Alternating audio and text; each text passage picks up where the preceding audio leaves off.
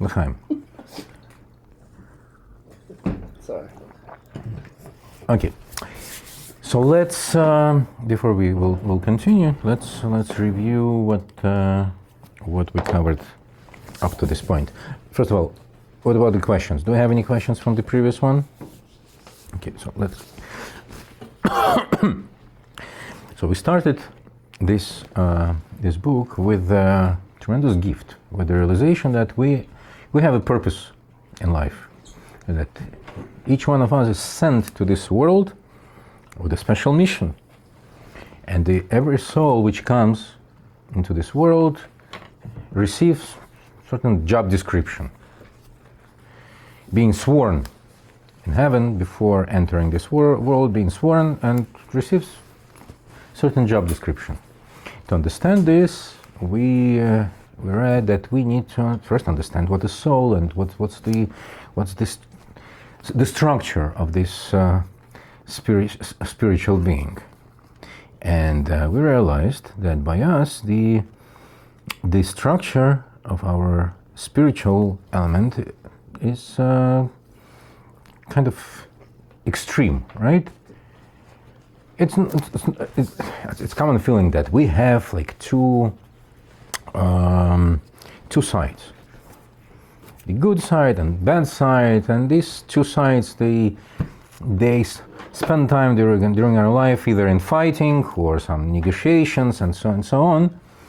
But as the Kabbalah and Hasidut teach, by Jews, these two sides are actually the dualism of the system is extremal. To the extent that we counting two souls, godly soul and animal soul.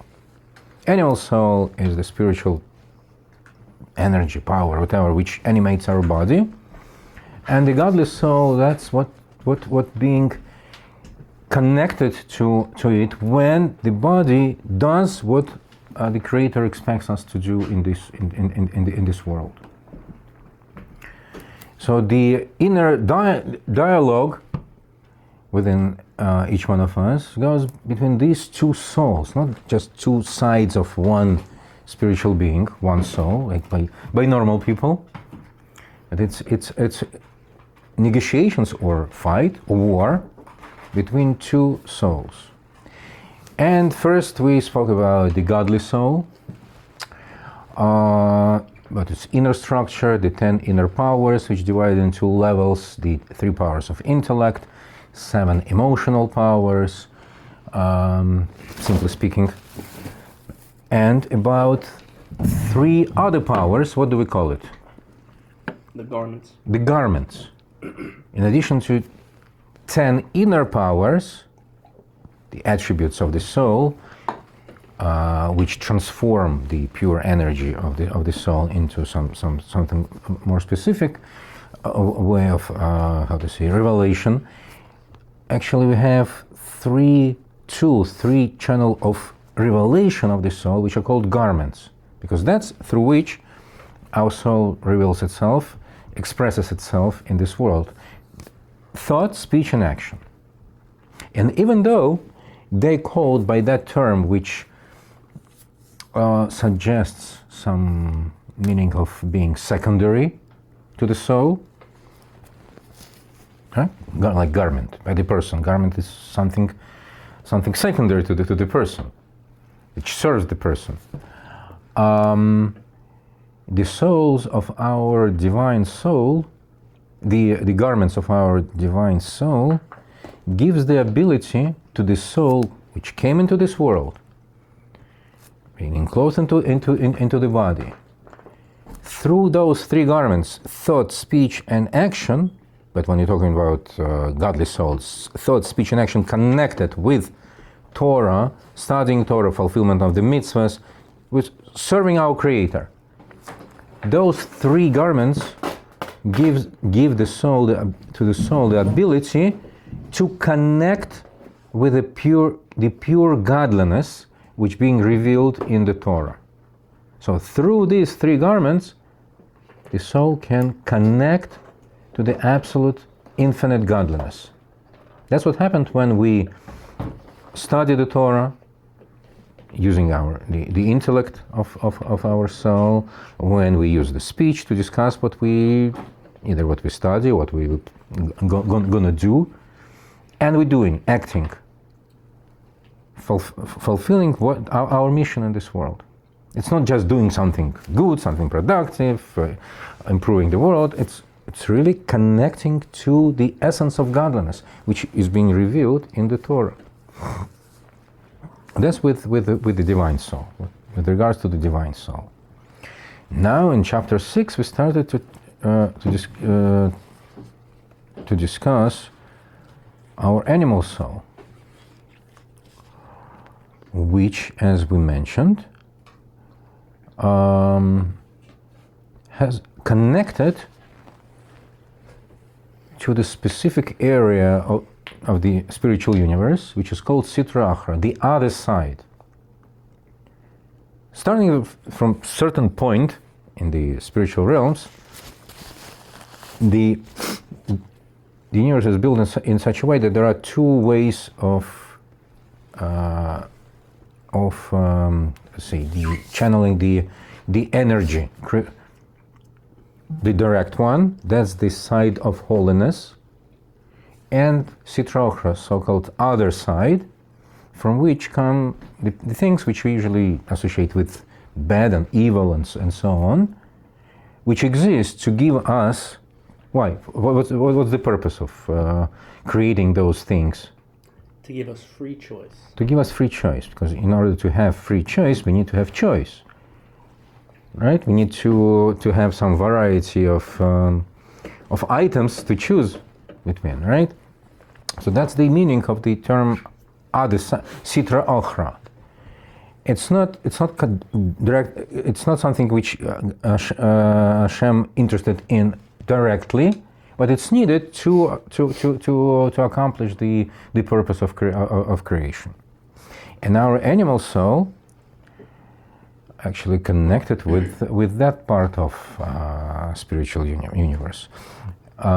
It's also built in symmetrical way. Also has 10 inner powers, which are divided in two levels: intellect and emotions. But the roles are a little bit different.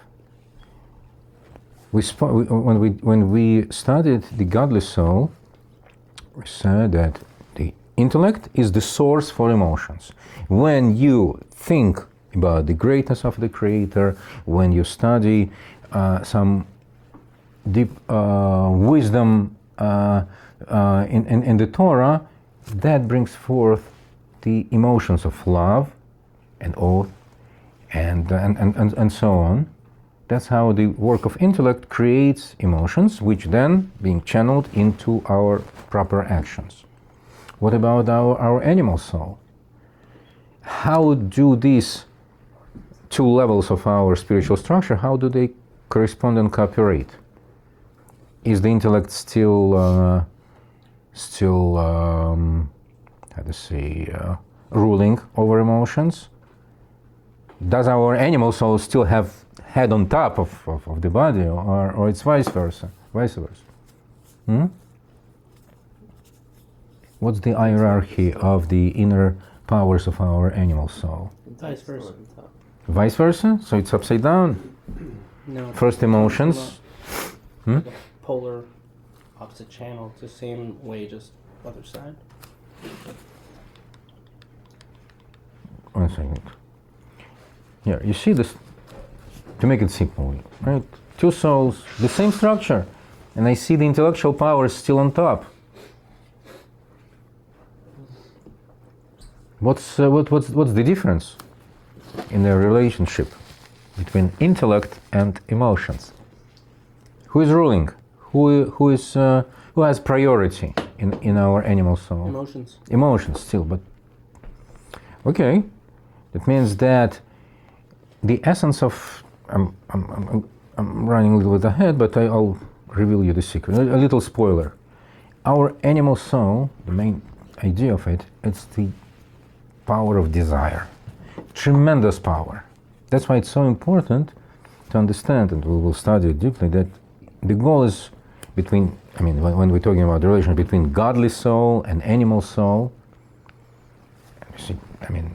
godly soul is for everything godly and good.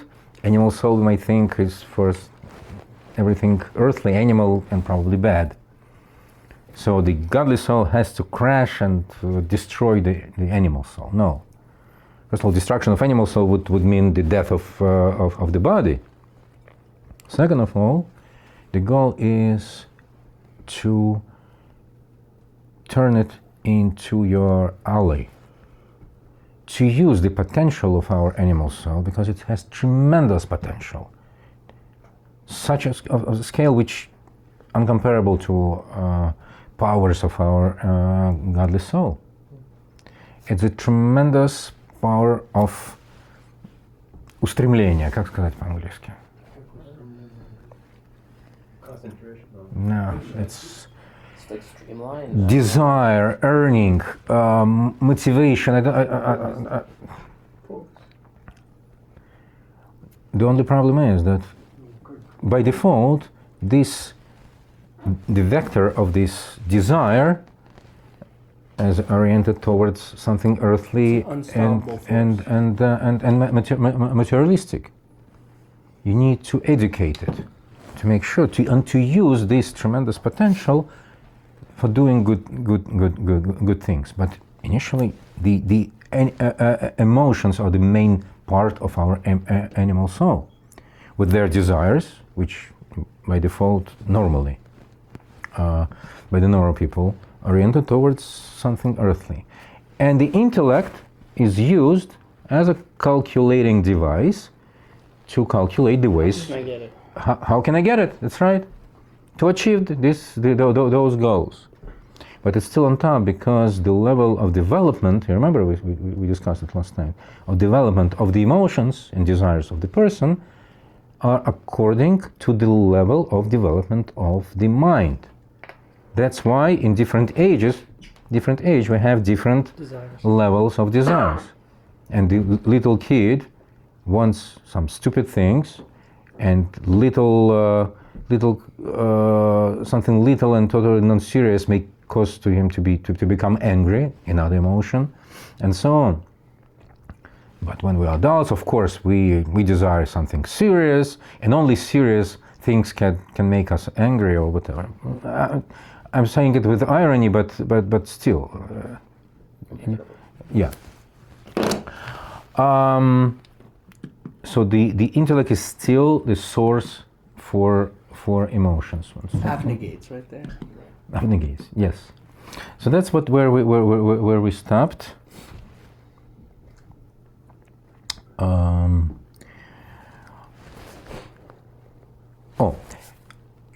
And also the animal soul also has 3 garments: thought, speech, and action. But those thought, speech, and action is something which is not connected with serving Creator, fulfillment of your mission in this world, but only something selfish.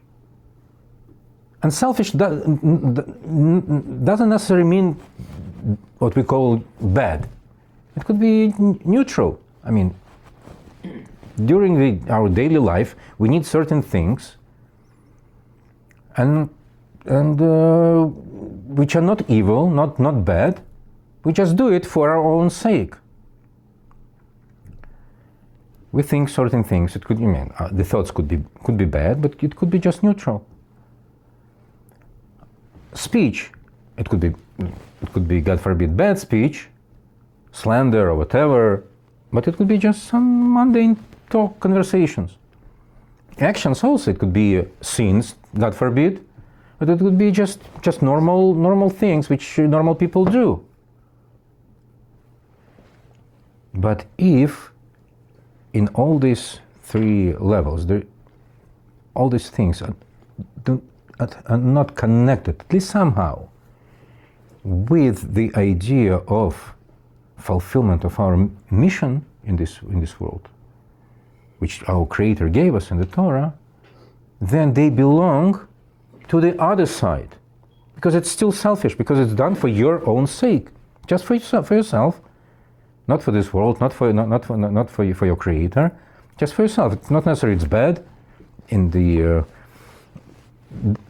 daily term, so to speak, but it's still selfish, and therefore it belongs to the other side.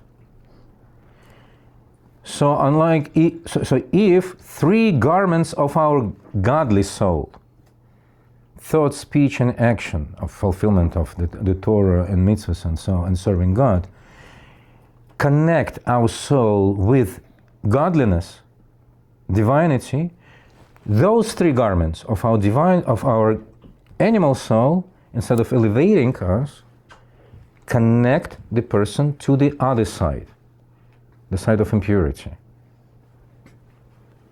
And I said these are basically everything what people think, say, and do under the sun, so to speak.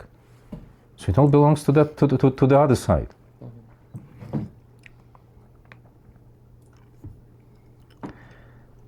Because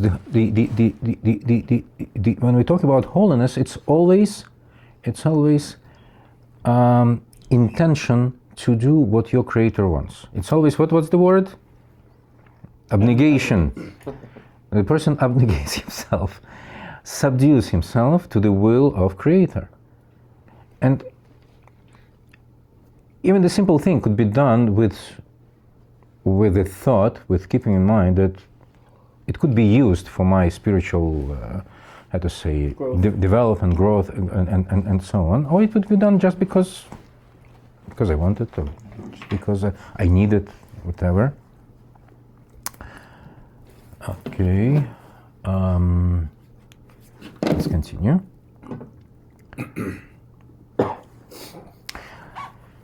That's the slide we stopped, right? Yes. Okay. ולכן אמרו רביינו זיכרונו לברכה, שאפילו אחד שיש בעסק בתורה, שכינה שרויה חולי, וכל בעשרה שנית שרויה לעולם. That is why our sages have said that even when a single individual sits and engages in the Torah, the Shekhinah, the divine presence, rests on him. Or there's another expression of our sages: on every gathering of 10 Jews, the Shekhinah rests, always. Meaning? What's the meaning of it? That when the person, even one person, does something with not what he wants just for himself, but what he has to do as a Jew who was born in this world, then what he does? He abnegates himself to God Almighty. His self disappears, at least partially. And, like in physics, there is no emptiness, right? When Kind of lets God in. there's no emptiness in spiritual realm also. When the self of the person goes away or minimizes itself, then what comes instead? Godliness. Shekhinah rests upon this person. So every moment when you do something for the sake of God, you become a carrier of godliness. What's interesting, then when 10 Jews come together, what we call minyan, then to some extent it happens automatically. One of the reasons for the, not only because, usually we come together, we mentioned the minyan when we need to, we need to daven. And listen, we need to pray. In the services, in the prayer services, there are different levels. There are certain things which you can say only when there is quorum, when there is minyan. If 9 greatest sages, greatest tzaddikim, come to the shul, they cannot say these things. Certain blessings, certain prayers. It could be said only when 10 Jews, even the simplest ones, When 10 simple Jews come together, they can say it. 9 greatest rabbis cannot say it. Because that's the very interesting phenomenon when the quality automatically turns into quantity turns into spiritual quality.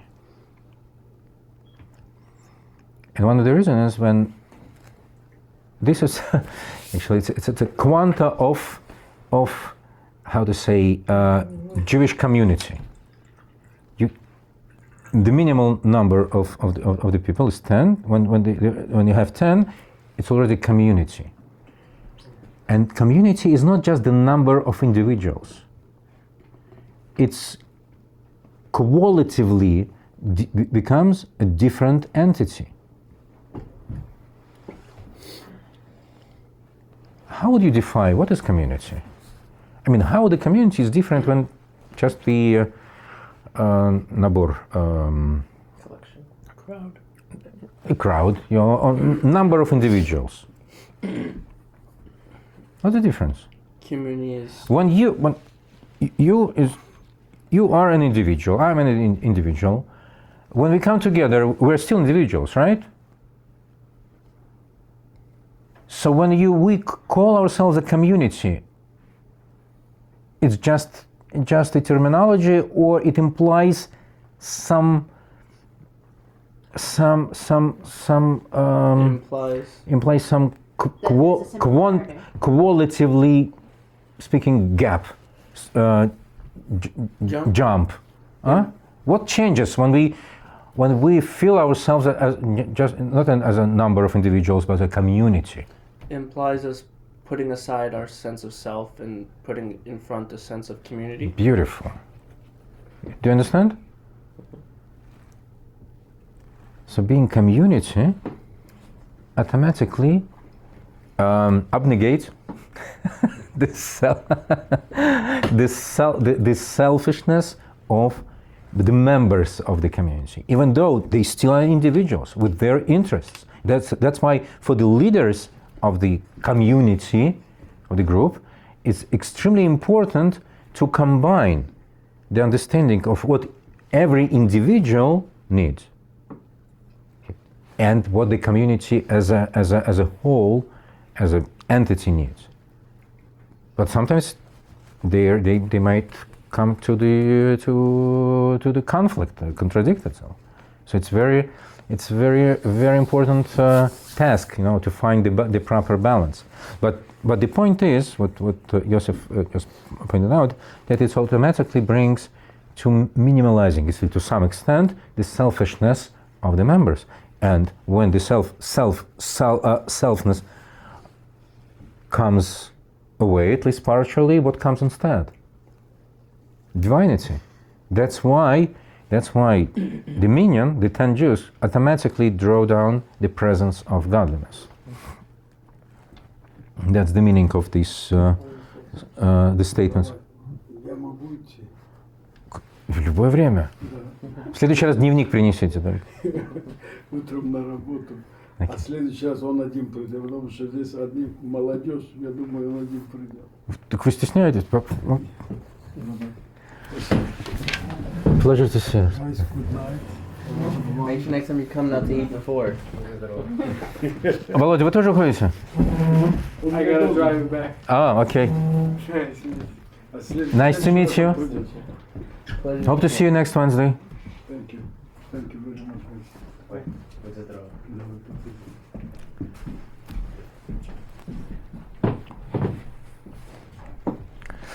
Okay.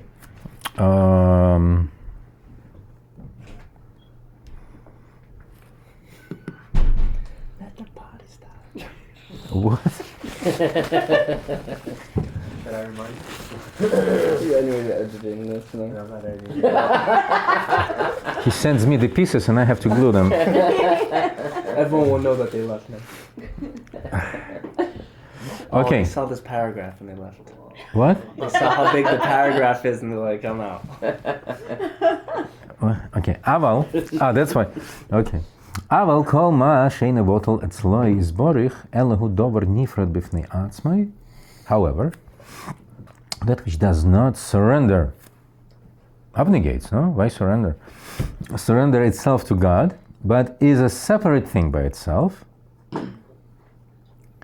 אין מקבל חייס מקדושוסי של הקודש ברוך הוא, מבחינת פנימיוס הקדושו, מהוסו ועצמוסו, בכבודו ועצמו.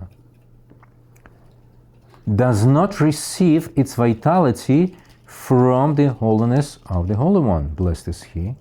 It is from the very inner essence and substance of the holiness itself. Quick question. Let's first finish the paragraph. The first one. Oh, for the previous one? Yeah, just is there any significant number with 10 why that makes a community? It all stems from the structure of the universe. It's built on that principles. That's why you have 10 sphirot, from which will come 10 utterances through which the world was created, 10 commandments, so to speak, which were engraved on the tablets and so on. So it's kind of. Got it. Sorry for interrupting. Like in quantum physics, you have some minimal numbers, right? Certain numbers from which you start counting, the Planck constant and so on. So that number for the quantum spirituality is 10. Less than 10 is not community. It's just the crowd, small crowd. Okay. So whatever is not surrendered or abnegated to Hashem doesn't receive the vitality from the inner essence and some of the holiness itself. Ela mibchinas acharaim shiyordim mimadrega lamadrega riuis madregis.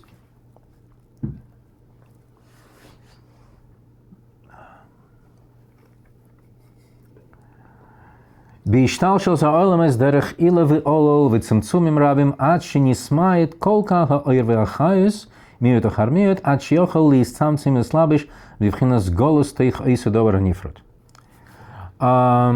But if it doesn't receive the energy from what we just mentioned, how does it exist? From where does it receive the energy to exist? There is a source, but what is it? But from behind its back.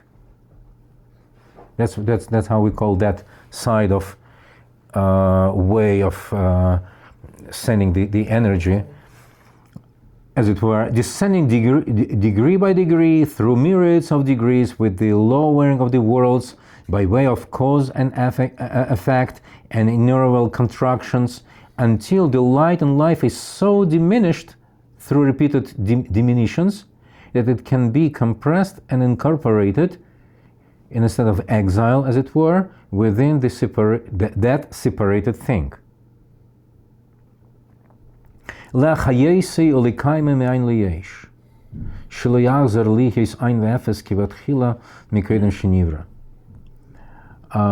Giving it vitality and existence ex nihilo, so that it does not revert to nothingness and non-existence as it was before it was created. Let's go back to that picture, right?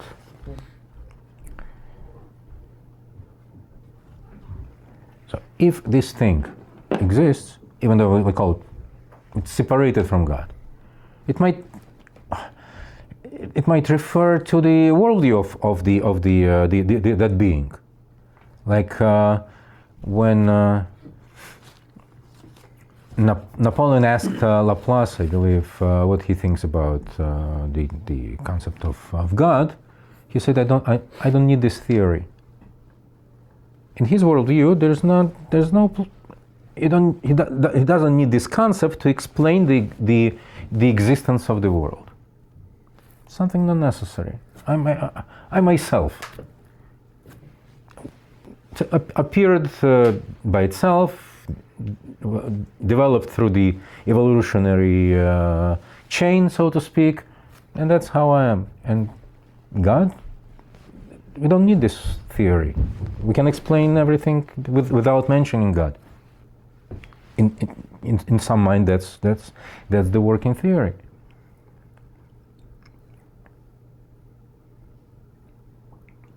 They still they exist, so they receive the energy. But this energy comes to them not through so-called direct way of transformation, which we call side of Kedusha, holiness, but through the other way, behind its back. Why it's called this way? It's like,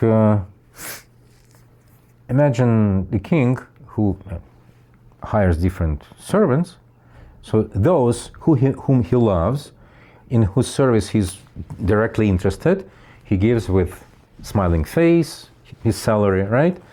And to the, let's say, to the executor, you need to have the jurisdiction system for the country to exist. But does he love being kind and merciful king? He doesn't really like this bloody guy, but he's needed. So he gives him salary too, but like, symbolically speaking, it's like throwing over your shoulder, trying to avoid even looking at him. This is the symbol. This is the allegorical explanation, but it conveys the idea. So all this side, that's how this side receives the energy from Hashem, like over the shoulder. Kind of like with food. You have the king at a feast. Everyone he loves is at the table, and then either the dogs or something, they give the scraps, or they send all the food to the poor people. Oh, we gave you our leftovers. You know, like they're make them feel good. But okay, but you got the idea. And so it comes through the same source, but through the other way of transformation and reduction. By the way, the side of holiness works similarly, also transformations and reductions.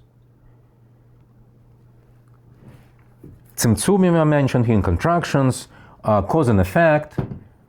That's how the energy is being transformed.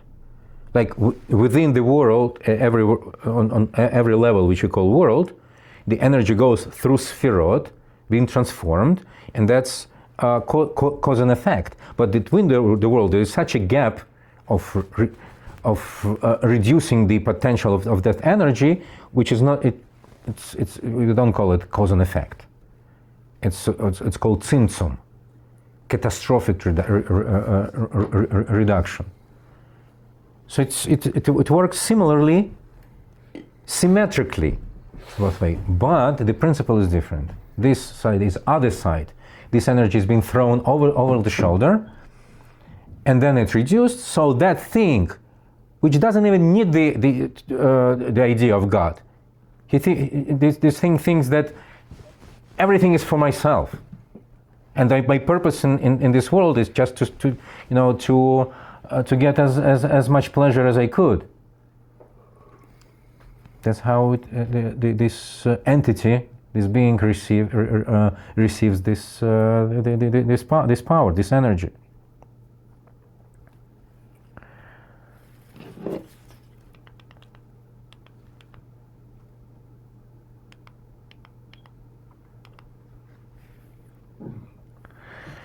ולכן נקרא העולם הזה, אומלא העולם הקליפס וסדרה אחרא. ולכן כל מעשי העולם הזה קושם ורעים, והרשעים גוברים בו.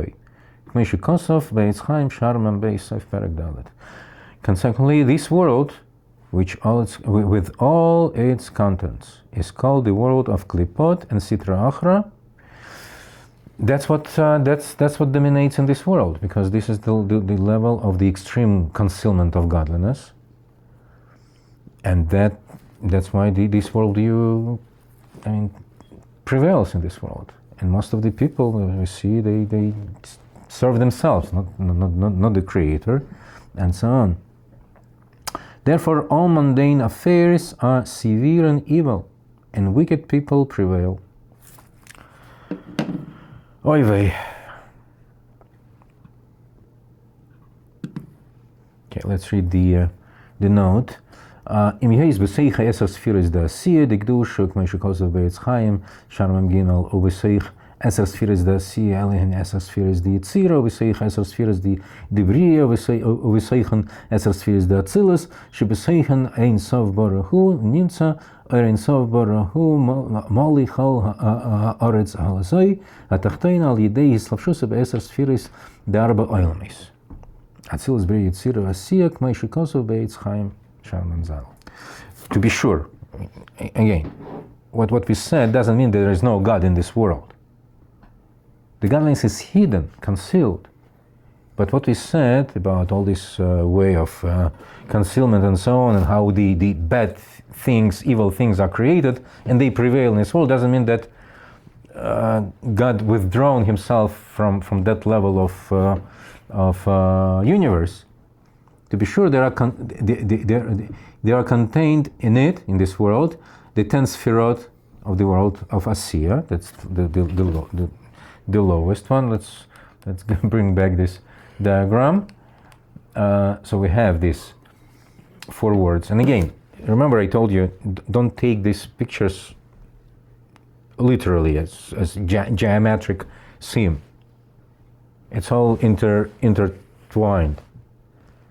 So you see, these four arrows represent 4 worlds. They are still here. And the 10 sfirot of the lowest of the worlds of holiness still are behind the backdrop of the physical reality, which we see. It's still there. And inside of them are enclosed the 10 sfirot of the higher world, Yitzira and so on, Bria and Atzilus. Let me read it in the text. Let's see. Of the side of holiness, as it's written in time, and within these 10 sfirot of Asiya are the 10 sfirot of Yitzira, next level, and in them 10 sfirot of Bria, next level, and in them are 10 sfirot of Atzilut, the highest world, in which abides the light of Ein Sof, within which there is the godliness itself. So it all stems from him. But it's all on the level of our reality, which we observe. It's concealed. It's hidden. Yep. Good enough.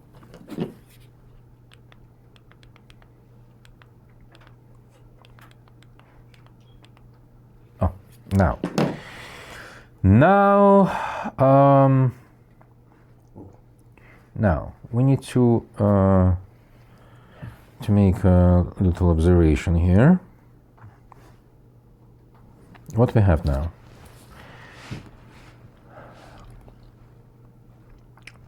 Let's compare two worldviews, so to speak. The common worldview and the concepts which we just learned,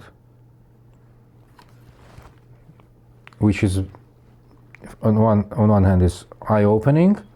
On the other hand, it might at first glance appear to be very depressing. But first, let's first compare these two concepts, and then we'll see what to do with the knowledge which we just got from Tanya. So the common worldview is that there's what is holiness? There is holiness and the other side, the evil side, and there's something in between. What is holiness? Torah, mitzvahs. So when you do something holy, that's how you connect. You're being connected to the side of holiness. Unfortunately, we can make wrong choices and do wrong things. That's how we're being connected to the side of evil.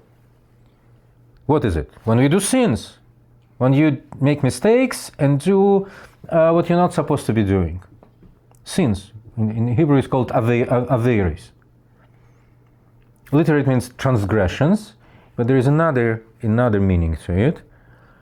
The avera, it's from the verb which has a meaning, lehavir, to transfer, to transmit. By doing so, you're transmitting yourself to that opposite side. Besides that, you're transmitting energy to the other side. You're feeding the evil in this world when we do averis, when we commit sins. We attach ourselves to that. That's the mystical meaning of the word avera, sin. God forbid. But Baruch Hashem, this is not what we are constantly preoccupied with, right? Sometimes we just do, not always we do mitzvahs, study Torah, put on tefillin, whatever. Not always we do something wrong. Sometimes, or most of the times, we do normal things with what people do, right? So, from common sense, you would say, so it's something in between. There is holy part, there is impure part, sins and mistakes, and there is something in between. Neither this nor that.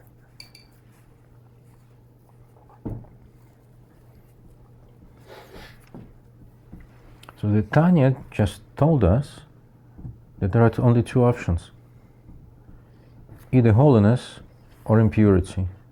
There's nothing in between. When you do something neutral, what appears to be neutral, you are not entering the third realm. You still have only these two choices. Calling this neutral, neutrality is an illusion. And depending how you approach those neutral things,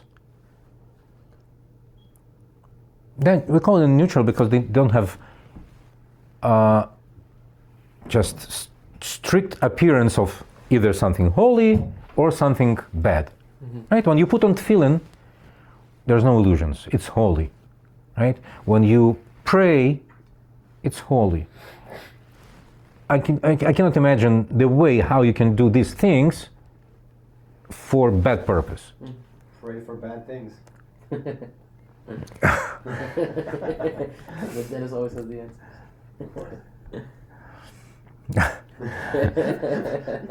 And it's not a prayer. This is not. Then it's not what we mean. It's a curse. When the person does something bad, steals, let's say, whatever, it's again we can say doing something for the. Let's say lying for good sake, whatever. But most stealing is saying God, please. Simply speaking, when the bad thing is done, it's obvious. But then when we do something neutral, let's say eating kosher, if it's treif, it's a sin, it's avera. It causes the damage to the person himself, to the world, and so on. But eating kosher, neutral. Is it? It cannot be neutral. If you do it just to fill your stomach, just because I want to eat, it automatically drives you to the other side, sitra achra. But if you approach it with understanding, I'm here, I have a job to do in this world.